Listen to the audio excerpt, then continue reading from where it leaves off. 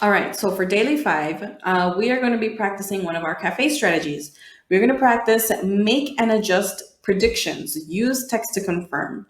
So you already practiced this. We practiced it when we read if you give a dog a donut, and we made predictions. We were thinking about what we thought could happen next. We predicted what was going to happen. And then as we read the story, we fixed it. We're like, we fixed it like, maybe that's not what's going to happen. Maybe this is going to happen because we found out new things, right? So we are going to be using that strategy in our story today. I didn't do my homework because by David Kelly and Benjamin Chaud. Now, before we start reading the story, I hope you don't use any of the excuses that this little boy is using. Um, uh, I would like you to do all your homework, okay? So this is just a silly book that we're going to be reading. I didn't do my homework because, all right. So, why didn't you do your homework? I didn't do my homework because an airplane full of monkeys landed in my yard. You see all these monkeys here? A rebellious robot destroyed our home. Elves hid all of my pencils. I was abducted by a UFO. Just when I started doing my homework, we were attacked by Vikings. Giant lizards invaded my neighborhood. You see all these lizards? I see a turtle too, and an alligator. Some cough medicine that my doctor prescribed had a strange effect on me. Do we really think he turned into an elephant? I had to help my uncle build a high tech do my homework for me machine, but when we finally finished, it didn't work. My dog was swallowed up by another dog, so I spent the afternoon at the vet. I was at my cat's funeral. Some escaped convicts from the local jail hid in my bedroom and wouldn't come out. My uncle was challenged by a duel by another neighbor. To a duel, sorry. My grandpa and his band were making too much noise, so I couldn't concentrate. We ran out of firewood, so I sacrificed my workbooks to stay warm. Now, let's pause for you here for a second, and I want you to predict if you think the teacher is going to believe him. And I want you to think about it. Do you think I would believe any of these excuses? we lost we found a lost pigeon, so we took him to the North Pole. And here's the teacher asking, but penguins live at the South Pole. Or not asking, but she's telling him. Exactly.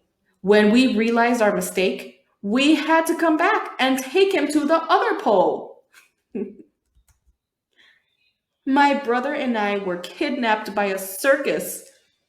My family discovered oil in our backyard. I gave my pencils to Robin Hood. A famous director asked to use my bedroom to shoot his new movie. Look at that movie there. Some strange birds made a nest on our roof. We had a problem with a carnivorous plant. Our roof suddenly disappeared. The neighbors asked if we could help them look for their armadillos. My sister's rabbit chewed up all my pencils and workbooks. My brother had his little problem again. Ooh, look at that little brother. That's some problem. A tornado swept up all my books. So why don't you believe me? So I want you to pause here and I want you to make some predictions. Why do you think that teacher's not going to believe him? So I guess for this book, we only made some predictions, and I'm going to give you a few seconds to think about it. Think about why did that teacher not believe him? All right. And Because I've read the same book. Look, and she's reading the same book that we're reading. Okay, so now that we finished reading this book, and now that you already told someone your prediction of why you thought the teacher was not going to believe the boy, I want you to think back to the story and I want you to tell me what the silliest reason you thought was. So, the silliest reason the boy gave his teacher was, and you're going to tell me what you think was the silliest reason. Was it that his house was invaded by lizards? Or that they found a missing penguin and they took it to the North Pole and then they had to take it to the other pole. I want you to tell me which one was your favorite, and I'm sorry, which one you thought was the silliest, and I also want you to tell me why. So after you finish telling me, you are going to write because, and you're going to tell me why. Don't forget to add capital letters in the beginning of your sentence. Do not forget your period at the end of the sentence. And also, do not forget to use your sight words. Make sure that you are writing by yourself, okay? So remember that you are the one that needs to practice to write, okay? So I want you to try your best, tap your words out, and tell me which one was your favorite part of the book and why. Write in complete sentences. Don't forget to start your sentence with a capital letter, and don't forget to end it with a period. And again, tap the words out by yourself. And if you cannot remember your sight words, you might have your sight word list, okay? So you can use your sight word list to remember them. And if you don't have your sight word list, send me a message. I can send you a picture of the sight words so that you can keep practicing them, okay? And actually, that's everyone's homework. Tell me what sight word list you are on, and I will send it to you. So I will send it to your mom and dad so that they know what words you need to practice.